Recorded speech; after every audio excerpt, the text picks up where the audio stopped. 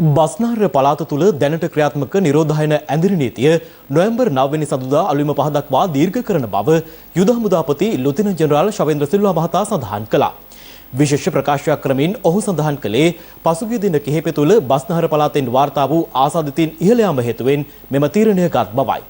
මීට අමතරව රත්නපුර දිස්ත්‍රික්කයේ ඇහැලියගොඩ පොලිස් වසම හා කුරුණෑගල මහනගර සභා සීමාව සහ කුලියාපිටිය පොලිස් වසමට හෙට අලුයම 5 සිට 9 වෙනිදා අලුයම 5 දක්වා ඇඳිරි නීතිය බලපැවැත්වෙනවා.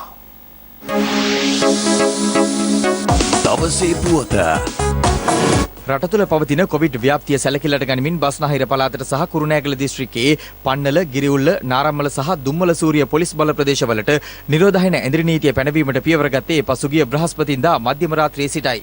කෙසේ වෙතත් පවතින තත්ත්වය සැලකිල්ලට ගනිමින් එම ප්‍රදේශවලට පනවා ඇති ඇඳිරි නීතිය තවදුරටත් දීර්ඝ කිරීමට රජය පියවර ගත්තා. පසුගිය දින දෙක තුල සහ අද දිනේ වාර්තා වන කොවිඩ් ආසාදිතයන් සහ ඔවුන්ගේ ආශ්‍රිතයන් ගැන විශ්ලේෂණයක් කිරීමෙන් අනතුරුව රජය විසින් බස්නාහිර පළාතට ක්‍රියාත්මක වන පරිදි හෙට උදෑසන 5 සිට නැවත වතාවක් නොවැම්බර් මාස 9 වන දින එනම් ලබන සතියේ සවුරුදා උදෑසන 5 දක්වා නිරෝධායන ඇඳිරි නීතිය පැනවීමට කටයුතු කරනු ලබනවා. මෙසේ නිරෝධායන ඇඳිරි නීතිය පැනවීමට හේතු වී තිබෙන්නේ දැනට ආසාදිතය වූ කොවිඩ් ආසාදිතයන් බහුලව සොයාගනු ලබන්නේ බස්නාහිර පළාතේ කොළඹ, ගම්පහ, කළුතර දිස්ත්‍රික්කවලින්. බස්නාහිර පළාතට අමතරව රත්නපුර දිස්ත්‍රික්කයේ ඇහැලියගොඩ පොලිස් වසමටත්, කුරුණෑගල නගර සභා සීමාවටත්, කුලියාපිටිය පොලිස් වසමටත් මේ ආකාරයෙන්ම හෙට උදෑසන 5 සිට 9 වෙනිදා උදෑසන 5 දක්වා නිරෝධායන ඇඳිරි නීතිය ක්‍රියාත්මක වීමට කටයුතු කරනු ලබනවා. අත්‍යවශ්‍ය සේවාවන් සඳහා රාජකාරී කටයුතු කර අයවලුන්ට පමණක් මෙසේ තවදුරටත් එම ප්‍රදේශවල ගමන් කිරීමට අවසර ලබා දීලා තිබෙනවා. ඒ අරුණ කොටගෙන වෙන කිසිම පුද්ගලයෙක්ට නිවෙස් වලින් පිටතට නොපැමිණෙන ලෙස අපි ඉතාමත්ම කාරුණිකව ඉල්ලා සිටිනු ලබනවා. ඇඳිරි නීතිය පනවා ඇති ප්‍රදේශවල ජනතාවට අත්‍යවශ්‍ය පහසුකම් සැපයීම සම්බන්ධවද යුද හමුදාපතිවරයා අදහස් පළ කළා. නිරෝධායන ඇඳිරි නීතිය පවතින කාල සීමාව තුළ බස්නාහිර පළාතේ ආහාර ද්‍රව්‍ය සහ අත්‍යවශ්‍ය භාණ්ඩ තමුන්ගේ නිවෙස් කරා රැගෙන ඒම ක්‍රමවේදයක් පසුගිය වතාවේදී ශ්‍රී ලංකාව තුළ ක්‍රියාත්මක වුණා. ඒ ක්‍රමවේදයම මේ සතියේදී රජය විසින් ඔබගේ නිවස ඉන්න පළාතට ආහාර ද්‍රව්‍ය රැගෙන ඒමට මේ වෙනකොටත් කටයුතු සම්පාදනය කරලා තිබෙනවා. මේ අතර නිරෝධායන ඇඳිරි නීතිය බලාත්මක කාලය තුල දියත් කෙරෙන වැඩපිළිවෙල සම්බන්ධව පොලිස් මාධ්‍ය ප්‍රකාශකවරයා අදහස් පළ කළා. මහ ජනතාවට අවශ්‍ය වන අත්‍යවශ්‍ය සේවාවන් පවත්වාගෙන යාම සඳහා විශේෂ ඩිලිවරි සේවා ක්‍රියාත්මක කිරීමට අවසර දීමට තීරණය කර තිබෙනවා. ඒවා හෙට සිට ක්‍රමවත් ආකාරයකට අදාළ බලපත්‍ර ලබා දී එම ඩිලිවරි සේවාවන් පවත්වාගෙන යාමට පුළුවන්. බස්නාහිර පළාතේ ඕනෑම ප්‍රදේශයක අපසු උසස් පෙළ විභාගයට පෙනී සිටින සිසුන්ට ඕනෑම ප්‍රවාහන මාධ්‍යයක් භාවිතා කරමින් ගමන් කරන්න පුළුවන්. පොලිස් නිලධාරීන් 120 දෙනෙකුට මේ වන විට COVID-19 වෛරසය ආසාදනය වී ඇති බව පොලිස් මාධ්‍ය ප්‍රකාශක නියෝජ්‍ය පොලිස්පති අජිත් රෝහණ මහතා පවසනවා. මේ අතර COVID ආසාදිතයන් 239 දෙනෙකු ඊයේ හමුවීමත් සමග මෙරට සමස්ත COVID ආසාදිතයන් සංඛ්‍යාව 10663ක් දක්වා ඉහළ ගියා. මේ අතර අද දිනේ 506 දෙනෙකු සුවය ලබා පිටව ගිය අතර එය එක් දිනයක් තුල සුවය ලැබූ වැඩිම සංඛ්‍යාවයි.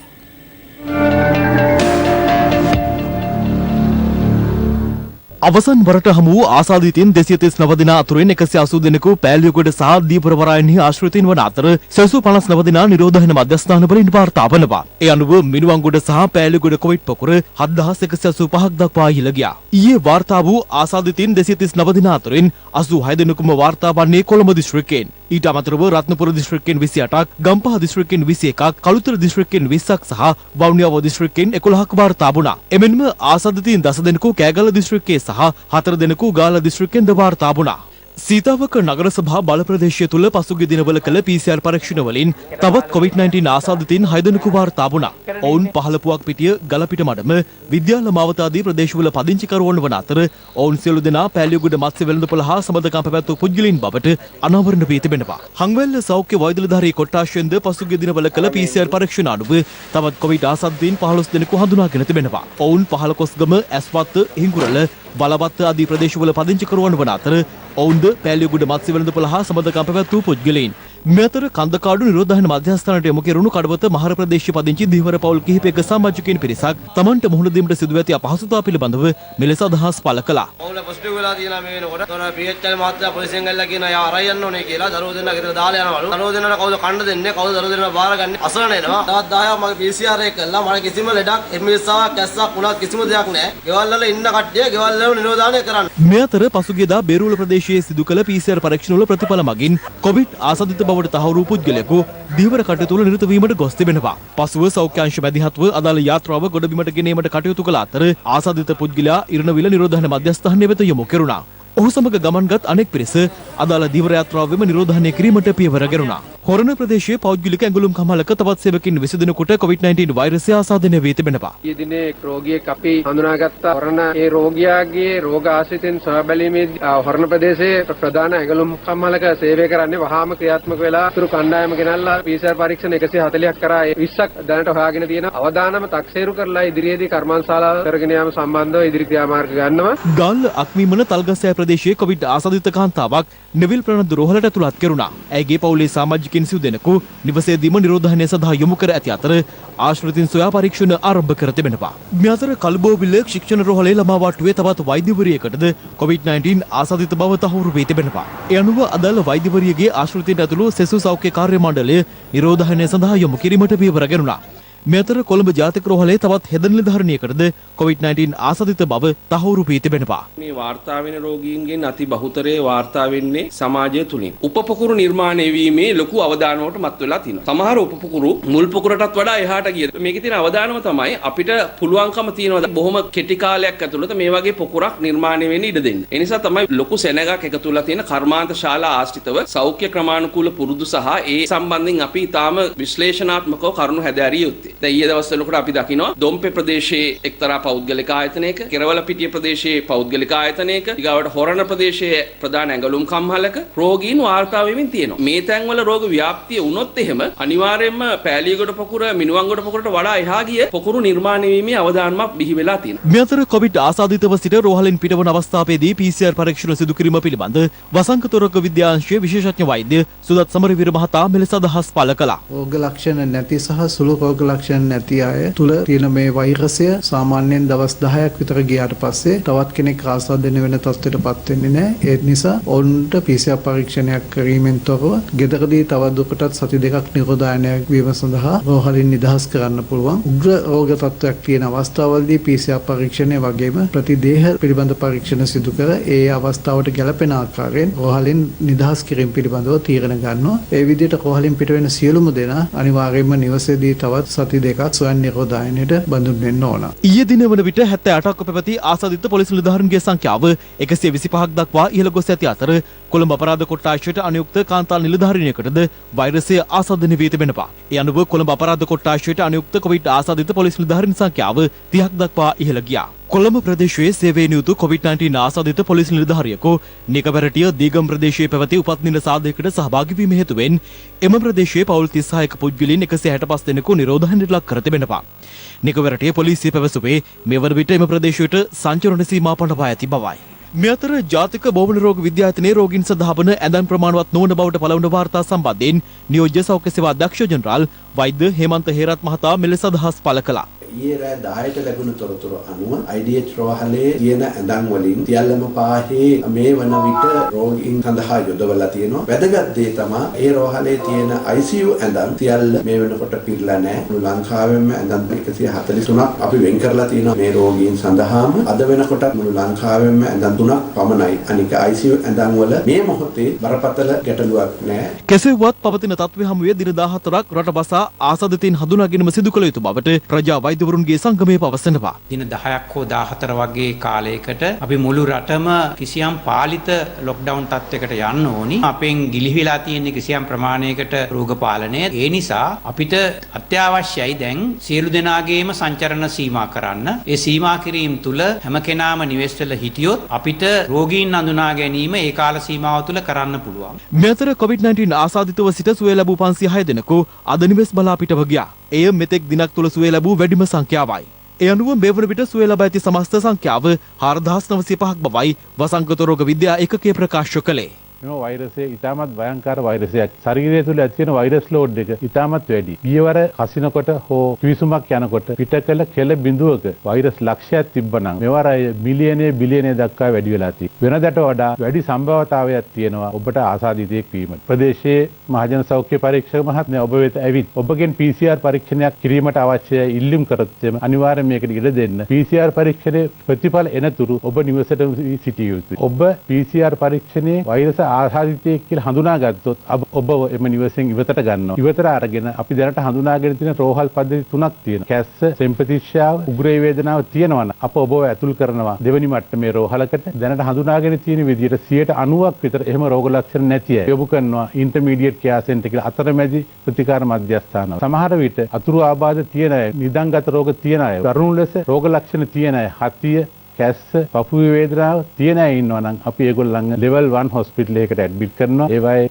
ICU facilities තියෙන hospital. නිර්ණීතියේ පවත්නා කාලය තුල ඔබ නිවසේ සිටින විට ඔබ යම්කිසි රෝග ලක්ෂණයක් පහළ වුණොත් 0117 966 366 අමතා ඔබගේ තියෙන ප්‍රශ්නය ඔවුන්ට කියන්න. එවිට ඔවුන් ඔබ වෙත සෞඛ්‍ය කාර්ය මණ්ඩලයක් යොමු කරනවා. මේ අතර අද පස්වරුවේ තවත් COVID-19 ආසාදිතයන් 193 දෙනෙකු වාර්තා වූ අතර ඒ අතරින් 187 දෙනෙකුම ආශ්‍රිතයන්. සෙසු පිරිස නිරෝධායන මධ්‍යස්ථානවලින් වාර්තා වී තිබෙනවා. බස්නාහිර පළාත සඳහා නිරෝධායන ඇදිරි නීතිය පැනවීමට පෙර එම ප්‍රදේශයෙන් වෙනත් පළාත්වලට පිටව යාම හේතුවෙන් නිරෝධායනට ලක් කළ පුද්ගලයන් ගණන 554 දෙනෙකු දක්වා ඉහළ ගොස් තිබෙනවා. පොලිස් මාධ්‍ය ප්‍රකාශක නියෝජ්‍ය පොලිස්පති අජිත් රෝහණ මහතා ප්‍රකාශ කළේ පිට පළාත් සඳහා පිටව ගිය පුද්ගලයන් හඳුනා ගැනීම සඳහා වැඩපිළිවෙල තවදුරටත් ක්‍රියාත්මක කරන බවයි.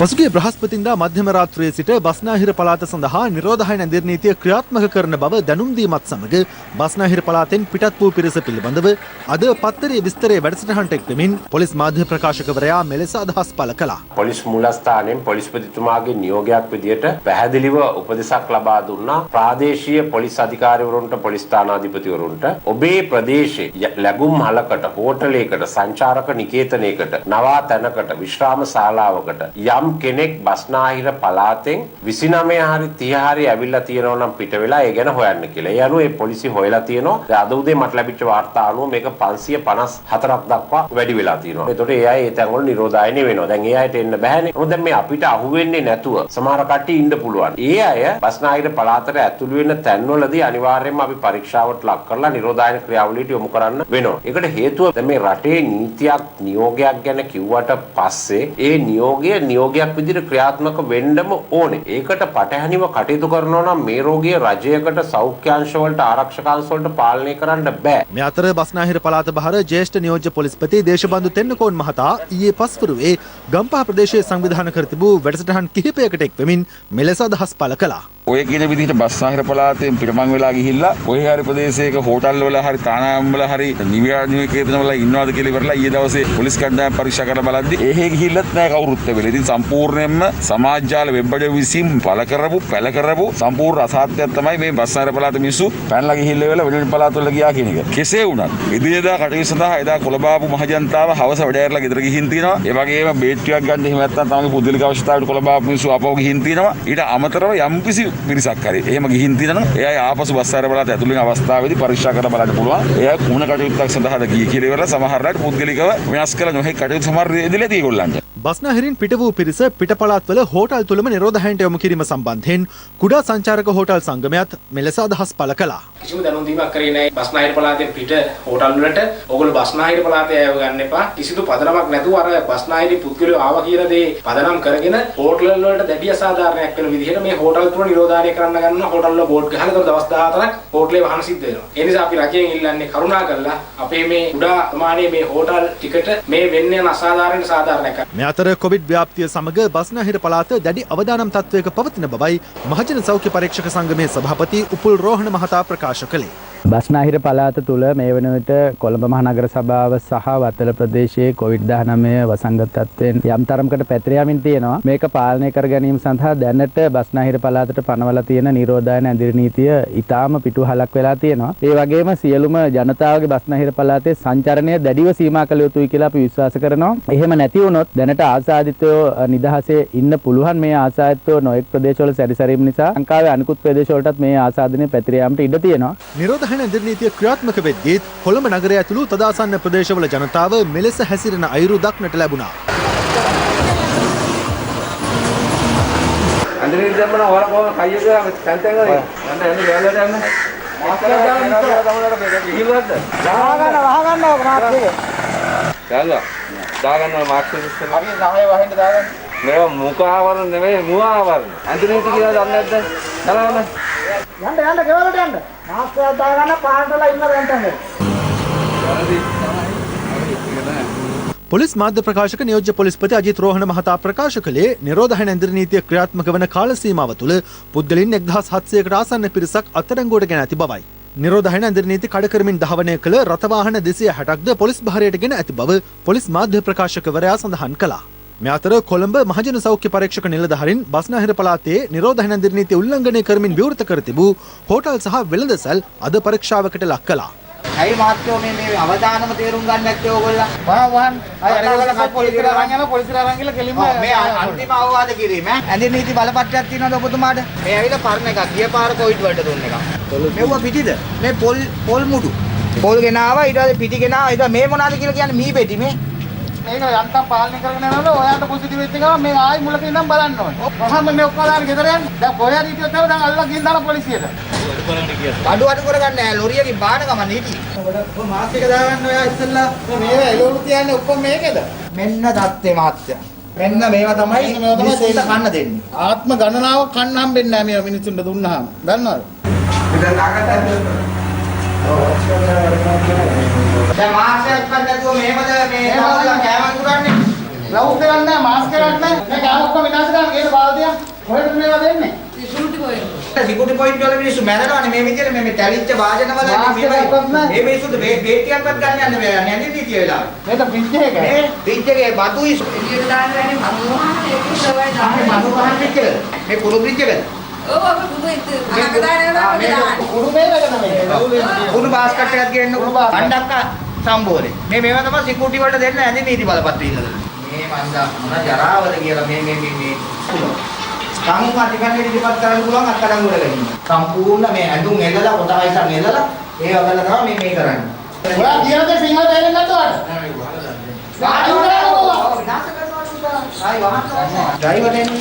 ඔයාලට දාන්න මේ ડોක්ටර් දුන්න chance එකට නැත්තම් මම මේක නම් කැමති නැහැ.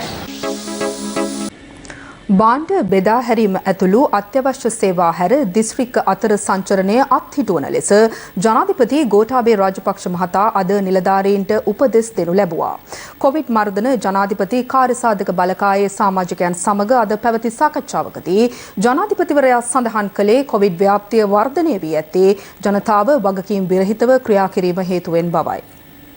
ජන ජීවිතයට පීඩා නොවන පරිදි සහ ආර්ථිකයට හානිකර බලපෑමක් නොවන පරිදි කොවිඩ් ව්‍යාප්තිය මර්ධනය සඳහා පියවර ගත යුතු බවයි මෙහිදී ජනාධිපතිවරයා පෙන්වා දුන්නේ. නිවෙස්වල නිරෝධායනය වන පුද්ගලයන්ගේ PCR පරීක්ෂණ දසවන දිනේදී කළ යුතු බවත් එම ප්‍රතිඵල අනුව ආසාදනයට ලක් නොවුවන් දින 14කට පසු සාමාන්‍ය ජීවිතයට යොමු කරන්නයි මෙහිදී සෞඛ්‍ය බලධාරීන්ට නියෝග කර තිබෙනවා. ඇඳිරි නීතිය බලපැවැත්වෙන ප්‍රදේශවල එය දැඩිව ක්‍රියාත්මක කරන ලෙස ජනාධිපතිවරයා පොලිස් නිලධාරීන්ට උපදෙස් දුන් අතර ඇඳිරි නීතිය ක්‍රියාත්මක කාලය තුළ මීට පෙර සිදු කළ ආකාරයටම අත්‍යවශ්‍ය භාණ්ඩ බෙදා හරින බව ආර්ථික පුනර්ජීවනය පිළිබඳ ජනාධිපති කාර්යසාධක බලකායේ ප්‍රධානී බැසිල් රාජපක්ෂ මහතා මෙහිදී සඳහන් කළා.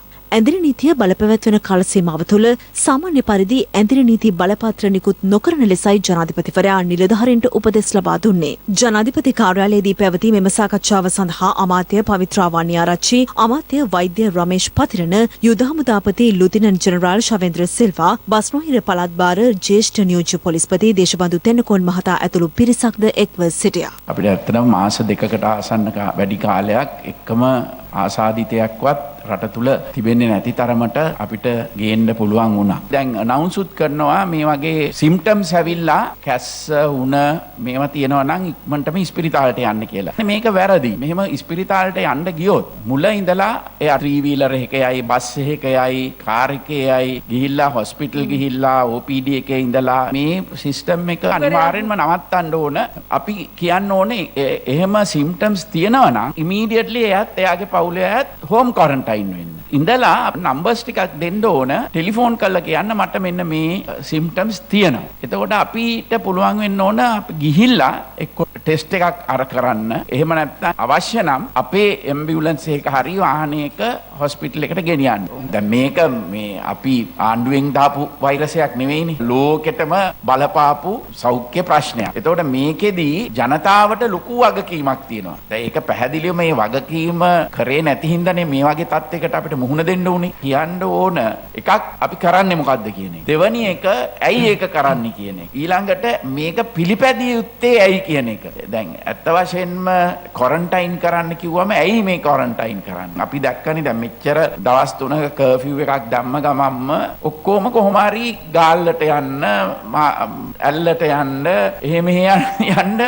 ගියා. ඉතින් ඒ තරම් ඉරෙස්පොන්සිබල් වුණාම මේක ආණ්ඩුවකට විතරක් මේ වගකීම දෙන්න පුළුවන් කමක් නැහැ. මේ සැලැස්ම හරියට ක්‍රියාත්මක වුණොත් ඒකම ජනතාව ඒ වගකීම හරි විදියට. ඒ කියන්නේ අපි හෝම් ක්වරන්ටයින් කරන්න කියලා දැම්මයින් පස්සේ එයා පොලිසියයි PHI තුයි ඇවිල්ලා යනකන් ඉඳලා මිනිහා ගෙදරින් ගියොත් ඒක වැඩක් නැහැ. එතකොට ඒ වගකීම අය ගන්න ඕන. ඉතින් මෙන්න මේවා තමයි ජනතාවට එක්ස්ප්ලেইন කරන්න ඕන ගිහිල්ලා.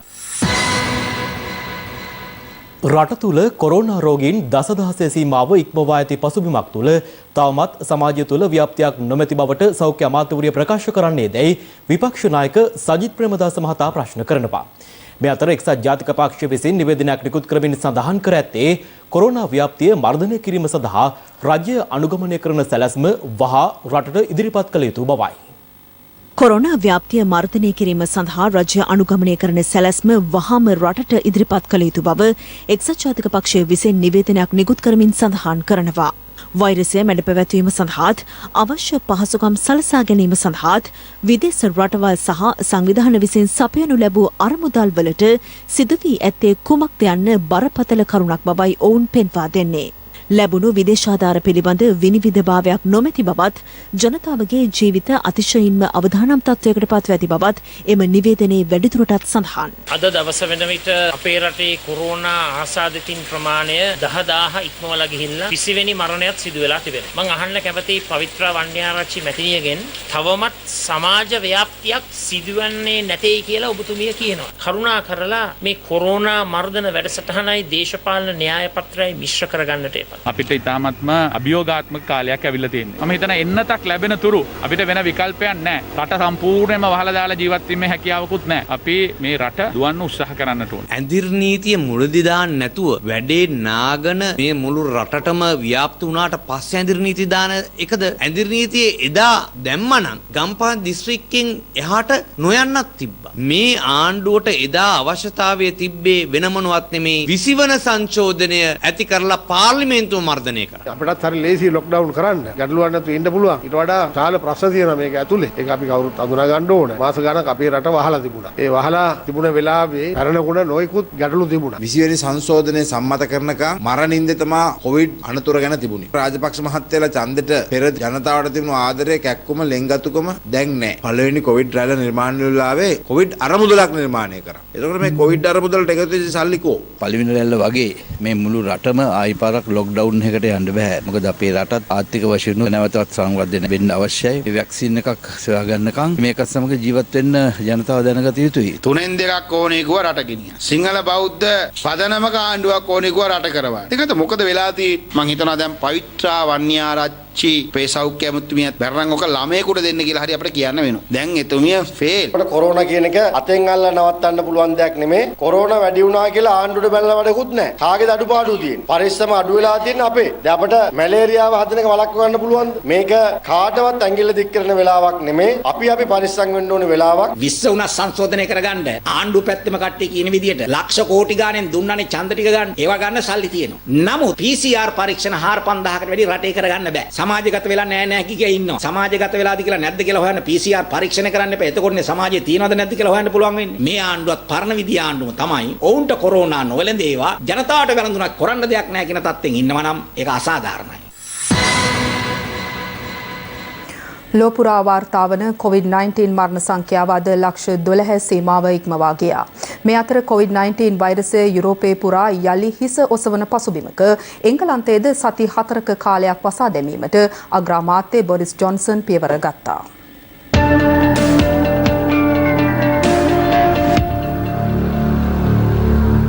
මේ වන විට යුරෝපා කලාපයෙන් දෛනිකව වාර්තා වන කොවිඩ් ආසාදිතයන්ගේ ශීඝ්‍ර ඉහළ යාමක් දක්නට ලැබෙනවා. මහා බ්‍රිතාන්‍යයෙන් ගත වූ පැය 24 තුළ වාර්තා වූ නව ආසාදිතයන් ගණන 21915ක්. ඒ අනුව කොවිඩ්-19 ආසාදිතයන් ලක්ෂ 10 ඉක්ම වූ නවවන රට බවට මහා බ්‍රිතාන්‍ය පත් වුණා. සති 4ක කාලයක් සඳහා දෙවන වරටත් රට වසා දමන බවට බ්‍රිතාන්‍ය අගමැති බොරිස් ජොන්සන් නිවේදනය කළේ අඛණ්ඩව වාර්තා වන දෛනික ආසාදිතයන්ගේ ඉහළ යාම සැලකිල්ලට ගනිමින්. ඒ අනුව ලබන බ්‍රහස්පතින්දා සිට අවන්හල් ශරීර ශෝධා මධ්‍යස්ථාන සහ අත්‍යවශ්‍ය නොවන වෙළඳසැල් වසා දැමෙන අතර පාසල් සහ විශ්වවිද්‍යාල දැඩි සෞඛ්‍ය මාර්ගෝපදේශවලට යටත්ව විවෘතව තැබිය හැකියි. ඕස්ට්‍රියාව සහ පෘතුගාලයේද COVID-19 අවධානම සැලකිල්ලට ගනිමින් නව සංචරණ නීති හඳුන්වා දී තිබෙනවා. ඒ අනුව රාත්‍රී කාලයේදී ඇඳිරි නීතිය පැනවීමට ඕස්ට්‍රියාව පියවරගත් අතර නිවාසවලම රැඳී සිටින ලෙසට පෘතුගාලය ජනතාවට නියෝග කර තිබෙනවා. ගත වූ පැය 24 තුළ ඉතාලියෙන් නව ආසාදිතයන් 30000කට අධික සංඛ්‍යාවක් වාර්තා වුණා. ඉතාලියේ සංචරණ සීමා පැනවීම හේතුවෙන් ව්‍යාපාර කටයුතු අහිමි වූ ජනතාව රජයේ මූල්‍යාධාර අපේක්ෂාවෙන් විරෝධතාවල නිරත වන ආකාරයයි මේ. COVID-19 අවධානම හේතුවෙන් පනවා ඇති ඇඳිරි නීතියට එරෙහිව ස්පාඤ්ඤ ජනතාව විරෝධය පළ කළේ මෙලෙසයි. COVID-19 වෛරසයෙන් ලොව වැඩිම බලපෑමක් එල්ලව ඇති ඇමරිකාවෙන් ගත වූ පැය 24 තුළ නව ආසාදිතයන් 86293ක් වාර්තා වීමත් සමග එරට සමස්ත ආසාදිතයන් සංඛ්‍යාව 94,2590 දක්වා ඉහළ ගියා. වෛරසයෙන් ලොව දෙවැනියට වැඩිම බලපෑමක් එල්ලව ඇති ඉන්දියාවෙන් ගත වූ පැය 24 තුළ නව ආසාදිතයන් 46715ක් හඳුනා ගැනීමත් සමග එරට සමස්ත ආසාදිතයන් සංඛ්‍යාව 81,82,881 දක්වා ඉහළ ගියා. ලෝපුරා වාර්තා වන COVID-19 ආසාදිතයන් සංඛ්‍යාව මේ වන විට 4,63,73,779 දක්වා ඉහළ ගියේ ගත වූ පැය 24 තුළ නව ආසාදිතයන් 4,75,201ක් අලුතින් හඳුනා ගැනීමත් සමගයි. මේ වන විට ලෝපුරා සිදුව ඇති COVID-19 මරණ සංඛ්‍යාවද ලක්ෂ 12 ඉක්මවා ගියා.